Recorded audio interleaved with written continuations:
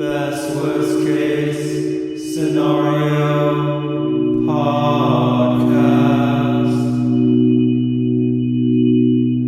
Because I know listeners are wondering about you and they're like, what is Dana up to these days? Where has Dana been? I don't see Dana walking down the street anymore. No, because I'm in a weird place mentally. Please stand by while I detain Dana and put him in a soft padded room. No, I've just been in my shell, living like Snowden, staying in my apartment, keeping the blinds closed, making you go to the grocery store for me, wearing disguises when I go out. But I'm coming out a little bit now. Yeah, you are, in a big way. I happen to be in a similar boat as you, Dana. Yeah, well, how are you doing? I'm doing pretty good ever since I got this mustache. I feel like... How'd you get it? Did you buy it? I had to fight it and wrestle it to the ground and slap it on my face. And it was wriggling the whole time trying to get away. That sounds like Harry Potter. Like a Harry Potter mustache. Like an actual Harry Potter. That's a Harry Potter. Harry Potter. Harry Potter with a mustache, he would have been way more manly. He goes to the school of mustachery. He would have been way less feminine, because Harry Potter's kind of feminine. Well, he's like 11. Everyone's feminine. No, 11, I know, man. but even into like the Goblet of Fire and 6 and 7, he still kind of seems like a... Anyways. Well, Harry was always a nerd man, child. That's why everyone likes him, because the nerd prevailed. They see the nerd in them, and it makes them feel good. Yeah. Came out bad, but yeah, this episode, guys, is going to be a lot more laid back because we're just coming at you with some events. Yeah, and I have no idea what he's going to say. This is like the first time we're doing it this way, where he does all the research and I just listen. Well, hopefully you talk too. I want to hear. I'm just going to listen. I'm not going to say a word. It's going to be a monologue. I hope you... Please don't do that to me, man. I'm counting on you to ask hard-hitting questions. Get to the bottom of the facts. Where's the beef? In my jeans. I meant like in reference to what I said. That's how you make yourself look bigger down there. You stuff beef in your pants. Like you're rocking a pork roast today. Yeah. We'll strike that from the record, guys. He's got a turkey down there now.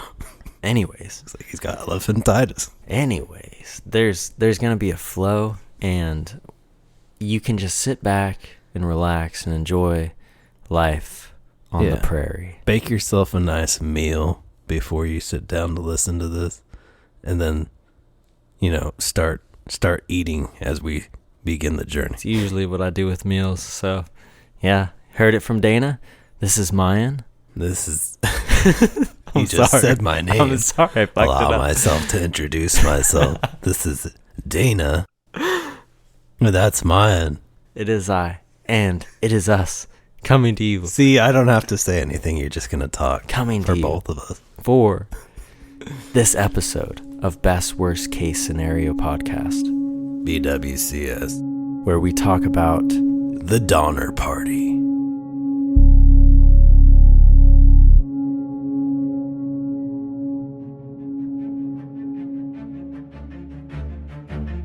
the most fateful journey across the United States in the pioneer days that ever happened. The most tragic or scary or all of the above. The tastiest, the juiciest story you're ever gonna hear.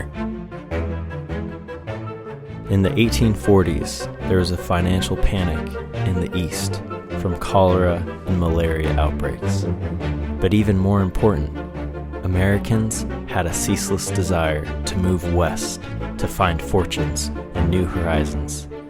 This belief that the United States was preordained to extend its territory across North America was called Manifest Destiny. Sounds like a stripper.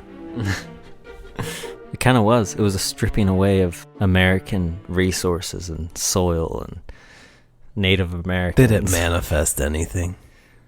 Just pain and suffering.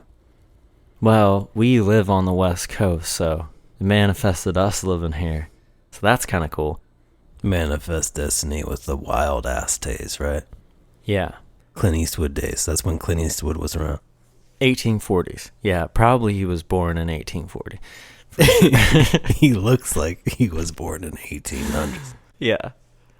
So the pioneer movement, it started with fewer than 20,000 people west of the Mississippi. And over time, it grew to a flood of more than 500,000 people emigrating into the wilderness on the Oregon and California trails. That's a flood of people coming in. Wow. It was like the unknown. And there were stories of gold, Californian like paradises, gardens of Eden. Riches. Exactly. You could become prosperous. The pioneers themselves knew history was being made and that they were a part of it. A bunch of old prospectors. So this was an exciting time. You could almost blow the dust off that topic. It's very relevant, Dana. People want to know just what happened at the Donner Party. I can hear the boot spurs walking down the alleyways right now. Yeah. People care about history, especially history like this. Oh, yeah. Because it usually leads somewhere really terrifying. Right. Yeah, my old boss, his wife was a relative of someone that was at the Donner Party. And one time I asked him, I was like, how do you feel that your wife's ancestor might have eaten some people? What did he say? He said that the relative that she was related to definitely didn't eat anyone. And I was like, yeah, but that's what I would say. Yeah. If I was that, if I ate me some human, some tasty human. Some thigh. I'd be like, no, of course I didn't. Yeah, I would too. So I bet he keeps her fed all the time. Could wake up one day and she'll just be looking at him. Looking at his thigh. Or just like, he'll wake up and she's rubbing some honey on his thighs. It's like gonna baste him. I don't know, man. I don't know if we're talking about the same thing. And then she's got anymore. like a seasoner. She's seasoning his legs. Pour some honey on me. At first he thinks it's a nice, really mad. he thinks it's a nice sensual massage. And then she brings out the cutlery. Yeah. That's so funny. I hope he doesn't listen to this. I hope he does. So back to the thing. Of the countless people and tales that have come from the pioneer days, there is none so gripping and disturbing as that of the Donner Party and their fateful ascent into the Sierra Nevada mountains in 1846. That makes me think of beer. The Sierra Nevadas. It's a Sierra Nevada beer. It's a pale ale. Yeah. It's pretty good beer. It is a pale ale. It'll kick your ass just like these mountains. And these people were pretty pale, right? There was not one black person on that trail. I don't know if there was anyone from different nationalities. I know there were some German people, probably some like Italian. So they had a nice menu option, like, what are you in the mood for? Italian, German, some Wiener Schnitzel. This is only like some of the cannibal jokes Dane and I are definitely going to make this episode. Wiener Schnitzel. Yeah, I'm sure the African Americans or minorities got the hell out of there once they realized where that trail was going. March 3rd, 1846. Thousands of Americans were making the move west, all eyes looking fearfully or greedily at the Pacific shores, the final frontier, the last big move. They wanted to bring Oregon, Texas, California, and New Mexico into American hands. One such man who had a hankering for California was 27-year-old lawyer from Mount Vernon, Ohio, Lansford W. Hastings. Of course he had a hankering. Sounds like he did. And you are going to, before this episode is done, Dana, you are going to hate this man with a passion that you've never felt. Say his name again. Lansford W. Hastings. Oh, I can't stand anyone with the W as their middle name. So you can look George W. You can look him up. He looks shifty, and so he got them all killed. Actually, I think if anyone's to blame for the whole Donner Party debacle, it might be Lansford Hastings, because this guy, so he was a lawyer in Ohio, in 1846. Okay, what kind of stuff do you lawyer at in 1846? I don't know. It's probably really weird law. Probably was. Like, you had to, hacky sack Well, no, they dueled each other and he won. He killed him. Therefore, the law is Therefore, upheld. the law goes to, everything goes to that man. Yeah, he shot him fair and square. Yeah, exactly. Genocide. Justice has been He served genocided today. a whole town of Native Americans. So, he was this lawyer. In 1842, he wandered west to California, which was under the rule of Mexico. He wandered aimlessly. I'm sure he heard tales, but he dreamed of taking it from them and making an independent republic with him as its president. He wanted to rule. He wanted to be big papa up on the chair. And Wow. he wanted people to occupy Mexico so that way he wanted people to occupy California so that he could take it over from Mexico, this one lawyer. So he was either delusional or a genius. Sounds like he had really small hands. I don't know. Inferiority complex. I haven't seen his Superiority hands, complex. he's got some complexes. He's a complex man. He even published a guide called The Immigrant's Guide to Oregon and California, which he hoped would make people move there and occupy it. In it, he painted California as a sort of Garden of Eden, the perfect place to live. He also advertised a new and faster route across the Great Basin to get there, a shortcut of sorts. Was it the Cannibal Loop? The what? Cannibal Loop? Cannibal Loop? Cannibal. Sounds like you're saying cantaloupe, but you can't speak. Cannibal Loop. Cannibal Trail. There we go. That's funny. Was that the trail That's that he funny, decided for them? Was that the shortcut that he named? No, but it might have well been, because he was kind of a con man. Kind of a con man. He said, "Come with me, I'll take you there. To live. I've been there." But he hadn't really gone to California the way that he said he had. How did he get there originally? Well, he took the main route, but he theorized that there was a faster shortcut, that if you just took it. He theorized. He never actually saw it. Well, I think he ended up doing it at some point. In in the middle of summertime when it was easy. Exactly. Not wintertime. Exactly. He just tumbled down the hill like hot rod and just fell like somersaults, and that was fast. Right. And that was way faster. Later on in this episode, I'm going to tell you just how bad this route was that he said people should take, that he recommended full-heartedly people to take, and I'll give you some facts about it that will just blow your mind. But Lawrence Tumbleweed Hastings, that's how fast he rolled around town. April 16th, 9 brand spanking new wagons hit the road from Springfield, Illinois. These were the collective families of James Frazier Reed, as well as George and Jacob Donner. Unfortunately, the Jingleheimer Smiths died from cholera about a week before, so they couldn't make it. Wow. George Donner, 62-year-old farmer, migrated 5 times before settling in Springfield.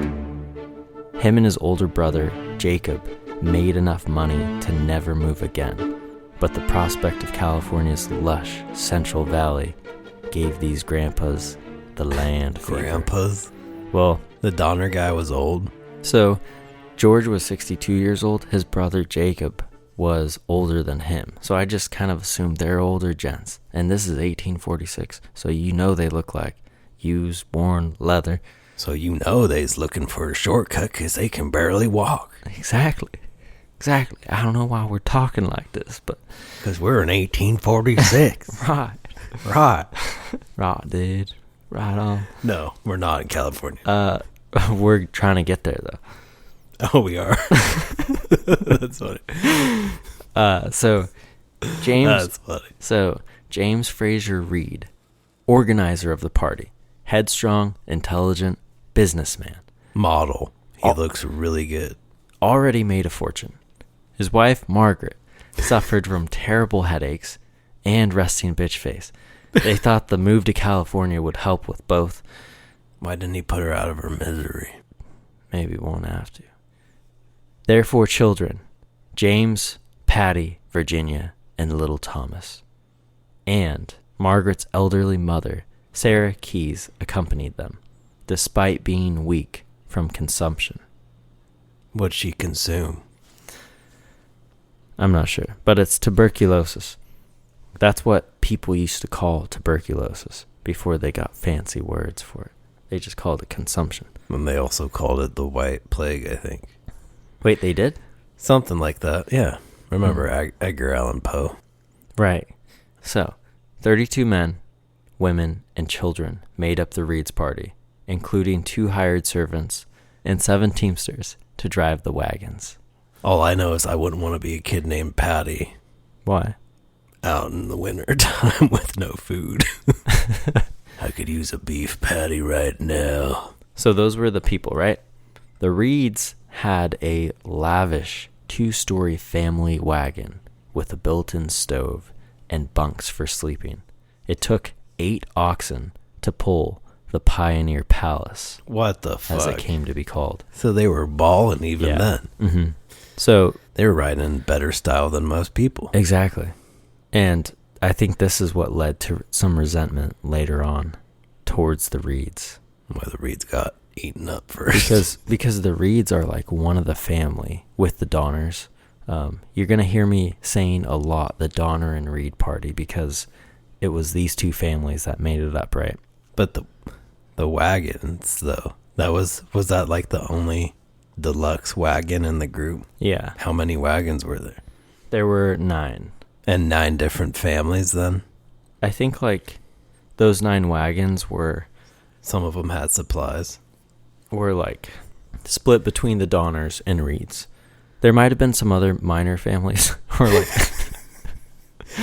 Not like... Are you telling me they were smuggling Native Americans or Mexicans across the border of California? No, I mean like there were some maybe other people joining like the Teamsters and the hired servants, but that was the main. I heard that it was a hell riding in some of those wagons across rocks and terrain because there's no suspension. You're just hitting your ass against wood. Yeah. That doesn't feel good. Bruised black butt after that. Yeah, I'd rather walk, I think. Yeah. Anyways, back to you, Tom. Their first destination was Independence, Missouri. And I Googled this, and it's about 302 miles from where they started, which was Independence. Misery loves company. I guess. Independence. Independence. I don't know why that's so funny to me. But, so they started from Springfield, Ohio, went to Independence, Missouri, 302 miles. This was pretty much the trailhead for the Oregon and California trailheads. Once they got there, or like once they would have got there. Wow. Does that make sense? Like once they almost should have, would have, could have got there. I'm just trying to lay out the itinerary of their journey before we go on it. So when they should have got there, when right? they should have got there, they would have had, after that, 302 miles, they would have had a 2,500 mile trip ahead of them. Really? They would need to cross a giant windswept plain, 3 mountain ranges, and 6 scorching deserts. And they didn't get anywhere near that far? They might have. No, I mean, like, how? Like, what's the percentage of this trip that they got through? Like 50%? 10% through? I still need to, like, crunch the numbers on that. But crunching the numbers? Yeah. Okay. The entire journey was pretty much a race against time. The party had to start after the spring rains subsided, but before snow had blocked the Sierra Nevada mountains pass. So there was a limited window for them to make this journey, and if they lost too many days, they're fucked. Sadly for everyone, Jacob Donner had a copy in the bottom of his saddlebag of Lansford W. Hastings' guidebook, detailing the amazing shortcut that would cut out 300 miles if one simply went south of the Great Salt Lake and crossed through the Wasatch Mountains in Utah. Cut out 300 miles. That's what he said. Which is probably, what, like a week of travel? Definitely a long time. When you're driving 5 miles an hour in wagons. I think it might be actually a month. 5 miles an hour, man. I think it's a month in for 300 miles. You could do a light jog and get there fast. Dana's like, I'm gonna ultra marathon this fucking trip. It just sounds so painful, the wagon trip. Well, one piece Hastings failed to mention, masochist, is that the desert he detailed in his crossing was in fact 82 miles wide, not 40. And rather than his promises of finding water after 24 hours, this trail didn't show a drop until 48 hours. But weren't they surrounded by snow? No. Or not yet. No, Dana. No, never mind. I'm jumping ahead here. Yeah, Dana, slow down there. It's not even winter time. You're like trying to race the cannibalism. We'll just slow down. No, I'm just like, where's the water? Where are people eating each other? That's why I'm sitting here, man. That's why I'm listening to this. Just want to hear people get sauteed. Yeah, I do. At the same time, the Donner Party headed west from Springfield, Ohio. Lansford Hastings prepared to travel east from California, intending to try out his road that he'd been promoting. The plan was for him to lead a group of 7,000 wagons back through the shortcut to occupy California. 7,000 wagons? That was his plan. To get that many over there? He'd been like, guess this is our country now because we got about 7,000 wagons behind me. What are you going to do about that, Mexico? It's just going to take him 10 years to get here. What a crazy-ass plan he's got. I know. Wagon power? Yeah. Some people like sand Wagon power, like spice power. How you going to get rid of all these wagons? What are you going to do? We're just going to ride our wagons all over your country. And then it's ours. Yeah, but you can outrun those wagons pretty easily. True. And disable them pretty easily and ambush them pretty easily because they're just like canvas tarps around wood. Right. Like you could shoot arrows into it. You could spear it. You could stab at it. Yeah. So, the Reed and Donner Party reached Independence, Missouri in the second week of May. So they'd already been on the road for a whole month just to go 300 miles. So they've been in Independence for 300 miles? Or they passed by there? Springfield, Ohio to Independence, Missouri. Okay. 300 miles. So they get there second week of May, right? And they're like, okay, we made it, guys. This is as far as the GPS takes us. That was when there's traffic up ahead. We should wait a while. Yeah. Pretty much they stopped there because spring rains came with a fury that year and turned the unpaved roads of Independence to mud. The oxen struggled. The oxen struggled to pull the wagons as the Donners and Reeds made plans for their departure, which came on May 12th. So, do oxen pull better than bulls or donkeys or horses? Pull what? Kept with the wagons. Yeah. Do you think they're like the toughest thing to pull stuff? Probably. Oxen. Probably. Versus like a horse. I think. Are they bigger? I think maybe oxen were just like the thing to use in those days. You know, like how Egyptians like use camels. Everyone's got a different thing to use, to pull their wagon. Cool. So I'll buy it. Okay. You're the history expert here. That was my good answer, man. You should teach at university. 2 days after they had left, they were hailed by riding messengers with unsettling news. Hostilities between the United States and Mexico had broken out. Like there's an eyebrow war going on. They give people crazy eyebrows. Let me try this, man. War is brow canal. We're not gonna keep this in anyway, so just let me do this. Eyebrow wars. Hostilities between the United States and Mexico had broken out on the Rio Grande.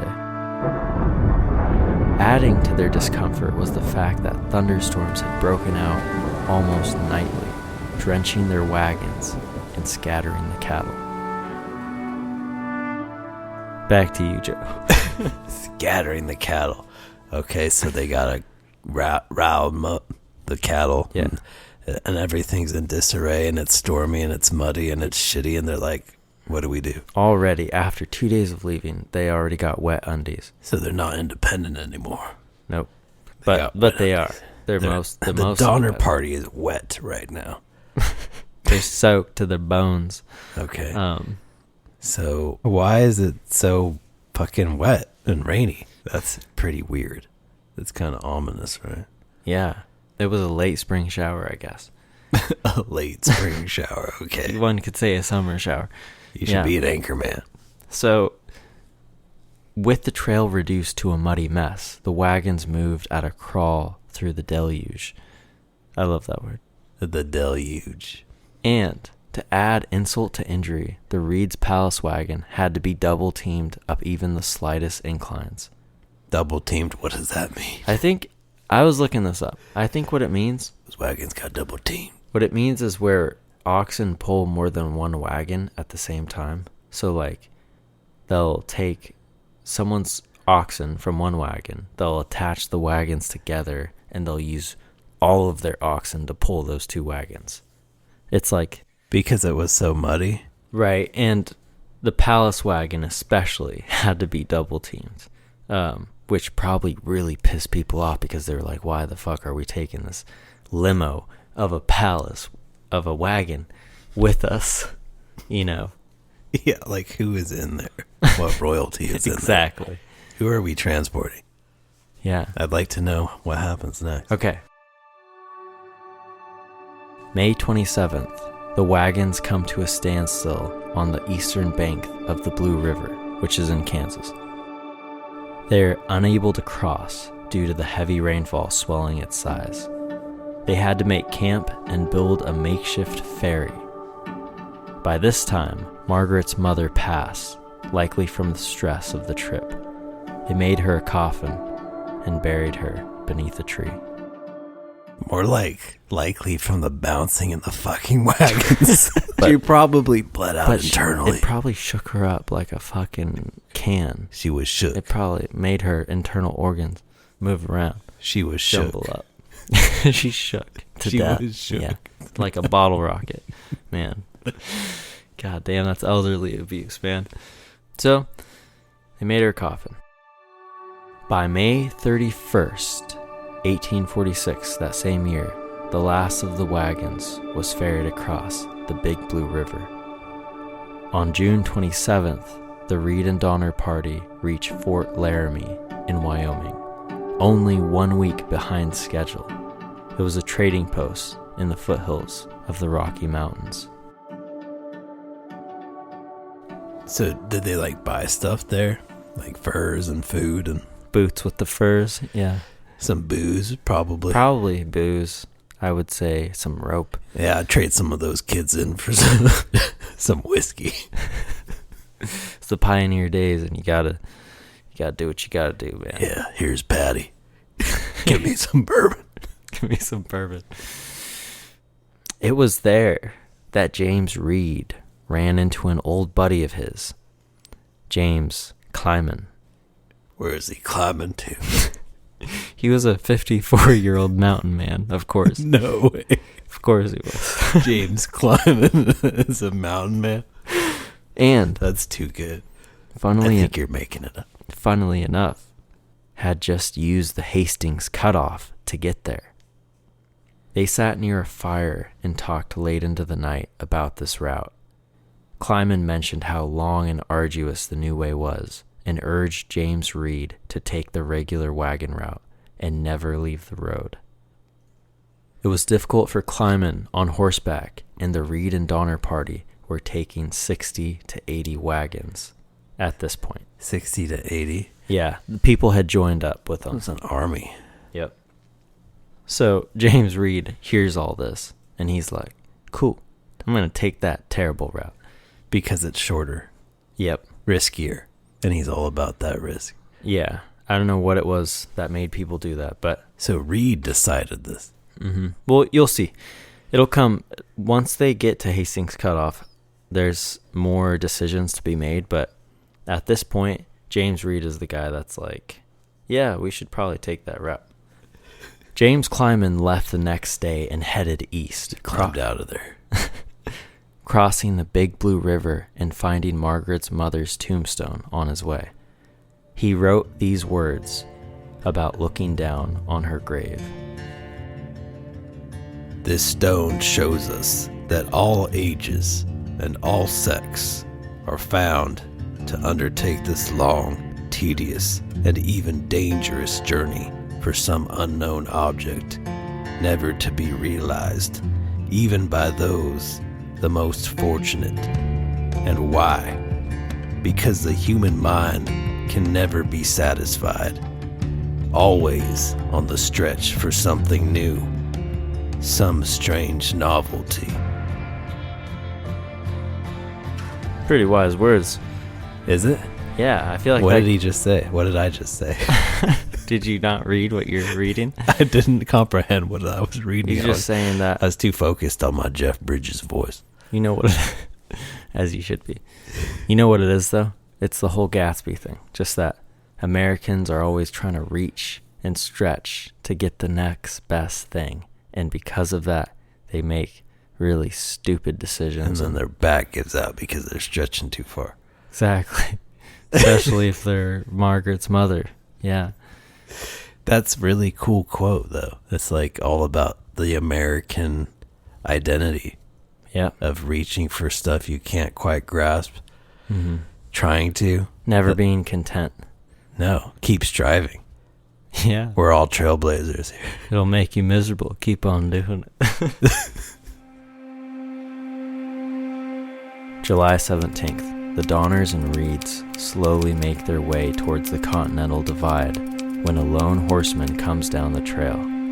They have an open letter by Lansford Hastings to all pioneers on the trail, urging them to press on to Fort Bridger in Wyoming, where Hastings would personally be waiting to escort them over the new trail. How is he waiting there to escort him? Was he like airlifted in there? No, that's where he's at. Is he up in the mountains, or is he just like... He's like at Fort Bridger. Okay, so he's hanging out, eating food, whining and dining. Yeah, and he's like, come tell all your pioneer friends we're going to meet up here, and I'm going to take you all to my crazy shortcut, and I'm going to lead you over safely to California, the land of awesomeness. And nothing can go wrong on this trip. Pretty much. It's amazing. Yeah. It's a bulletproof plan. So, do you see how he's super involved in this whole fiasco? Hastings? Yeah. He's like leading them. Pretty much. From afar, he's like a political figure that's like giving them hope. Because he wants to boost himself up. By the next day, they had crossed the Continental Divide and were now in Oregon country, already 1,000 miles from Independence, Missouri. But they were in Oregon country? That's what it says, but... So that means that the townspeople tie up the oxen for you. You don't pump your own oxen full of grass. We will do it. We will. You stay the fuck in your wagon. Your own oxen. Don't you dare get out of it. Feed your own oxen for you. Yes. Don't tip us. Yeah. It's just part of our state. I don't know why Oregonians are now... I know. Anytime I'm traveling through there, I fill up right before I get to Oregon, and then I just cruise right through the state. You're like, don't touch my gas. Don't touch it. Don't mess with that gas. Yeah. So, July 20th, the wagon train reaches the Little Sand River in Oregon. Most of the pioneers heeded Kleiman's warning and turned right. The Donner and Reed party continued left. Most of it? Yep. How, like 70%?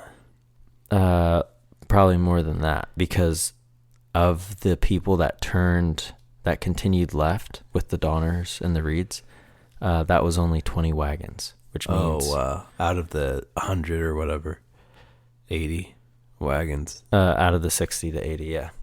Damn. So they really believed climbing. Mm-hmm. It was the breaking of the fellowship.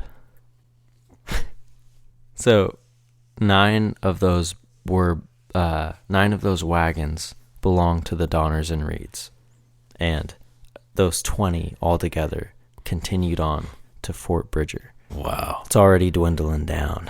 Jesus. I don't even want to know the rest of this. Well. Can we just stop now?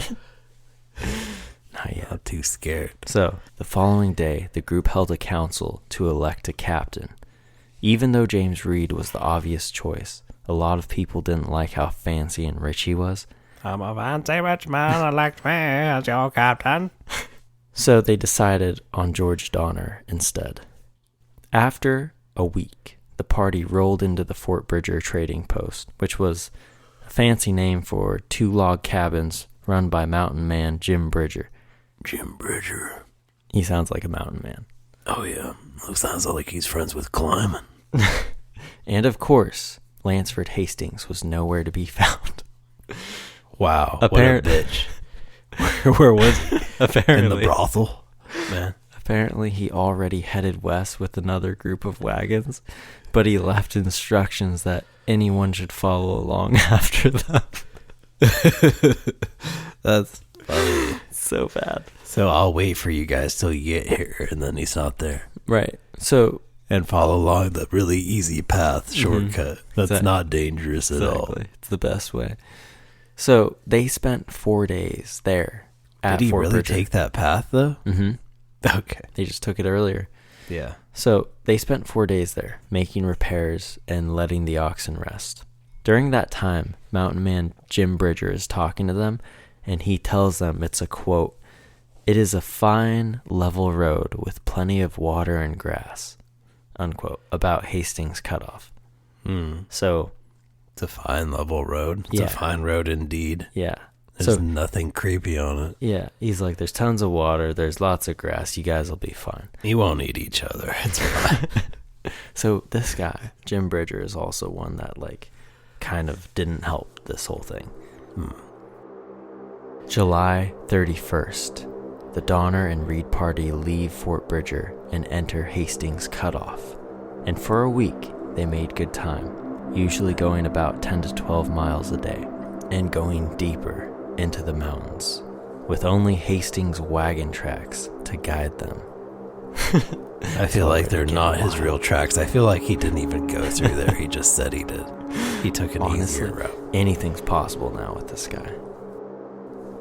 August 6th, the party comes to a halt at the bottom of Echo Canyon, where they find a note stuck in the sage next to the trail. Wow. It's from Lansford Hastings. What a bitch. And it says that the road ahead is impassable and that they should wait for him to show them a better way. No way. Wait, this is July, and they're coming into the mountains now. Exactly. And it's impassable. Does he say why? Because of the snow? He just says you can't go that way and to wait there and he'll come back. I bet you it was passable. He just wanted to lead them. No. All heroically. No. So what a bitch. So James Reed leaves to look for Hastings, and it took him 5 days to find him. And when he finally did, Hastings refused to come back to lead the party. And instead, he takes James to a high peak and he points out a different path that he says is better. So he's like, I'm not going to lead you guys, but if you climb up this mountain with me, I'm going to point out a path for you to take. Like, you see that little trail over there? Yeah, you see that really little one? Well, yeah. Right next to that one's this little goat trail. Yeah. You should take that. Follow that. It goes right up the fucking cliff. So he just fucked them so hard. Because he told them to take a different path. Right. That wasn't even taken. It was probably a deer trail. From the get-go, he's just been yanking their chain, yanking their wagons all over the damn place. Just a wanker. A yanker wanker. A fucking wanker. God damn, I hate this guy. I feel like Kleiman and the other dude should scalp him with the natives. So the next day, with James Reed leading them, they turn off the track, the only road, and go into the wilderness pretty much. They already wasted precious days waiting for Lansford Hastings, and once they went off track, they slowed to a crawl, battling their way through canyons full of willow trees and cottonwood, and only going around 2 miles each day. That is painfully slow. It is. 2 miles a day. That's like terrible. But it's super crazy uphill, mountainous, like tough terrain. And their wagons just kept getting stuck. The only way they could get through was to hack their way with like a machete. So it's getting really steep, right? Mm-hmm. And bushy. Steep and bushy. Ooh. Yeah. Just the way climbing likes it. Virginia Reed, which was one of James Reed's daughters, really young, she said this many years after the ordeal at this point in the journey. Finally, we reached the end of the canyon, where it looked as though our wagons would have to be abandoned. It seemed impossible for the oxen to pull them up the steep hill and the bluffs beyond, but we double-teamed and the work was at last accomplished. Worn with travel and greatly discouraged, we reached the shores of the Great Salt Lake. It had taken an entire month instead of a week. That's pretty scary. A month of pulling wagons up cliffs. Hills, up cliffs. Yeah. And we're just getting started. What date is this now? This is like before August. Oh, so they're just going up higher and higher slowly. Yeah. Setting themselves up for winter time. But what the fuck are they thinking? Well, they just got through a mountain range, right? And now they're like down by the Salt Lake. Like, we made it, guys. It's all downhill from here. Yeah. So they made it through that, and they got to the shore of the Great Salt Lake, which is kind of flat, and it's like a desert. That sounds pretty sketchy. August 22nd, 87 members of the Donner and Reed party make it out of the mountains, exhausted. Summer was ending, and with 600 miles left to go, they had no idea what was in store for them. What was in store for them? A whole lot of shit that I don't even know yet, man. Gosh. So they get stuck up at Salt Lake City. Great. They gotta just gamble their way out of Great Salt Lake, yeah. They just gotta gamble their way out of town. Honestly, they roll the dice every day on who's gonna get eaten. This whole thing is a gamble, you're right. It's a crapshoot. It is. Oh my gosh. So they break down up on a fucking mountain. Well, they get out of it. They make it out of the mountains. They're exhausted. They're on the shores of the Great Salt Lake. And it's still up in elevation. I think it's way flatter. It's way flatter. So it's August 25th. Luke Halloran dies of consumption. After burying the body near a fork in the road, the Donner and Reed party continues on to find some fresh springs. It's here where they find the remnants of a tattered note. Margaret, Reed's wife, slowly pieces together the shreds while the party watches on. It was Hastings. 2 days, 2 nights, hard driving, cross desert, reach water, was all that it said. 2 days, 2 nights, cross driving. Drunk driving? Cross dress. No, 2 days. 2 days, 2 nights, hard driving, cross desert, reach water. He's the caveman. I don't know. I don't fucking know, man. Why did he have to write like that? That seems so dramatic. Why was the note fucking torn to shreds? That's what I want to know. It seems so theatrical that he had to write it like a caveman. Yeah. 2 days, 2 nights. Cross-dressing, lots of beer, hard driving, hookers, hardcore, lots of blow, cocaine. It just stops. Oh, thanks, Hastings. What does this mean? So how did they take that? Well, They took it to mean that the desert ahead of them would take 2 days and 2 nights, which is 2 days. That they'd have to cross a desert, but then that they would reach water. That's how I take that. It doesn't seem like he wrote that because he's been writing so eloquently before. Yeah, maybe he ran out of ink. I think it's fake. I think Kleiman wrote it, or some Native American. Oh, yeah. You want to go down and take that death route over the cliffs there? Sounds like someone who can barely write English. I know. Let's continue. Okay. August 30th. The Donners and Reeds start across the Great Salt Lake Desert, which is in northwestern Utah. It borders the Great Salt Lake and Utah and covers roughly 4,000 square miles. In the heat of the day, the moisture underneath the sand bubbles to the surface, creating what's called sand boils. And pretty much this creates quicksand, which means that wagons trying to move through it could sink a couple feet. Did they lose any wagons? Well, you'll see. On the third day of crossing the desert, the party's water ran out. The Reed's oxen went crazy with thirst and bolted out into the desert, never to be found. They're like, fuck these white people. Let's just try to go and survive. The oxen? Yeah. Yeah. If they could talk, I'm sure that's what I hope they made it.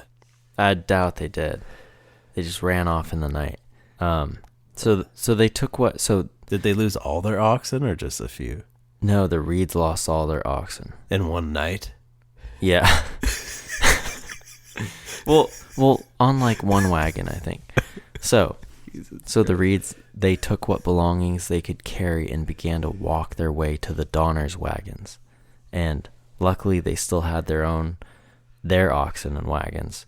So the next day, they stumbled out of the 80-mile desert, which had taken them 5 days to cross. And keep in mind, Hastings said this desert was only 40 miles wide. So he lied again. Wait, he said it was 40 miles and it was what? 80. Wow. So it took them twice as long. Yeah, 5 days. Without water. Yep. Gosh. And they left. I feel like they lost a bunch of people are going so slow, too. Mm-hmm. It's not just the distance. They're really slow. I know. They're dragging ass. So the desert was brutal. Several of the pioneers nearly died of thirst, and they'd lost 36 oxen. They had to abandon a bunch of wagons, including the Reed's Wagon Palace. Yeah. By this point, morale was real bad. People were cursing Lansford Hastings, fathers were ashamed, and mothers held tightly to their children, whispering prayers under their breath. And they knew they could not turn back. To make matters worse, the Donners took an inventory of the food and realized they didn't even have enough to make it to California. And if that wasn't enough, a storm came on that night, covering the hilltops in snow and any trace of Hastings' wagon tracks. Isn't that shitty? It is. Yeah, like, that's the worst case scenario. There's no best in here. You can't go back because it's too far. Like, you have to keep going. Right. Can't stop. You have to hope that the trail stop. that Hastings put you on is going to get you there. And so far, it's been pretty unreliable so far. Yeah. So they decided at this point that someone would have to ride ahead and bring back relief from California. So they elected a big Missouri farmer, William McCutcheon, and a bachelor from New York, Charles Stanton, to make the journey on horseback. That sounds like a pretty unreliable team that's not going to come back. Well, a bachelor? He's not coming back. I wish someone would call me a bachelor. Sounds cool. You're a bachelor. I'm a bachelor. Yeah. Yeah. And I feel like the mustache makes it even more true. It does. September 26th. The Donner and Reed party reached the Humboldt River, where Hastings Cutoff rejoins the old trail. Turns out, Hastings Trail, while also being way shittier, was 125 miles longer than the main trail. But he didn't know that. I don't know if he did. Maybe he did. Maybe he didn't. He looked at it from his goat perch and was like, see that trail down there? That's what you should take. That's way shorter. Yep. So tempers are really high at this point. We're fucked. Start drawing straws. Fuck's sake, Lansford. I really want to hear like 1840s like cuss words. Like, what kind of things do you think they said? Like, oh, ratsicles. Rat's ass. And a shoe buckle fucker. I don't know. Oh, pickle shoes. I don't know what they said. So, there come several incidences because of the high tempers. As you might expect when people are this tired, this frustrated, and like just fed up. If we don't end this soon, guys, we're going to eat each other. No, we're not. I'm feeling like one of those Donner people, though. So, it's around October the 5th when the party is double teaming their way up a sandy hill. And double teaming their way. Yeah. Like they're dancing their way up a hill. Up a sandy hill. And it's at this point that the Graves family wagon gets entangled with the Reed wagon. John Snyder, who was driving the Graves wagon, loses his shit and starts beating his oxen with the butt of a bullwhip.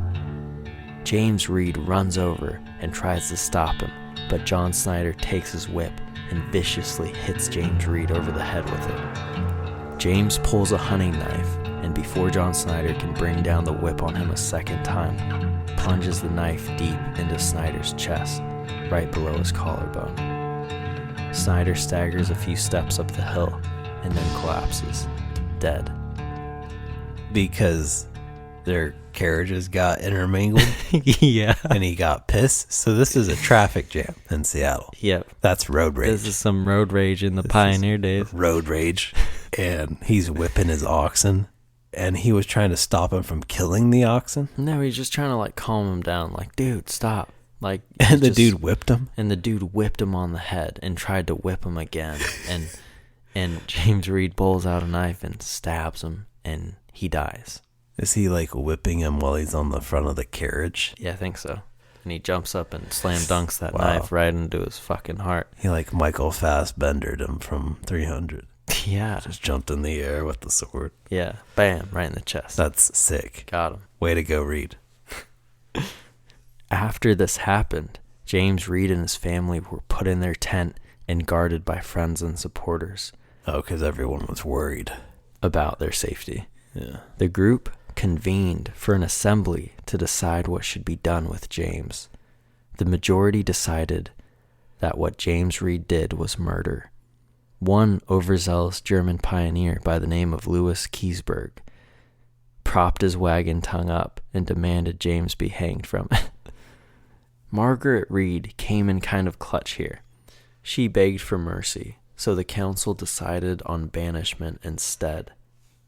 For mercy, so banishment? Banished her husband and her? Just her husband. What the fuck? What did they expect him to do? Get whipped to death? I know. I think that James Reed, I'm kind of on his side, but... Yeah, I'm on his side too. The very next day, after burying John Snyder, James Reed rode west out of camp, leaving his family behind to take the long road alone. That lucky son of a bitch. He's like, deuces. Like he's the only survivor. Yeah. And that, ladies and gentlemen, is where this tale ends. For now. For now. This is part 1. Part 1 of the Dinner Donner party. Yes, your stomach growls. Just all this talk of eating. Yeah. And if you came here to hear about that, you will hear plenty about that next episode. So don't you worry. I hear. Bring your appetite. Cook up some meat. Yeah, we're going to continue this 2-parter. This first part, even though it sounded bad, was shit has not even begun to hit the fan yet, ladies and gents.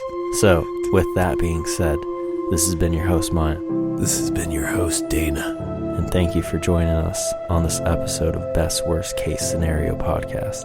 BWCS. Don't eat your neighbor. Have a delicious night. Bye now.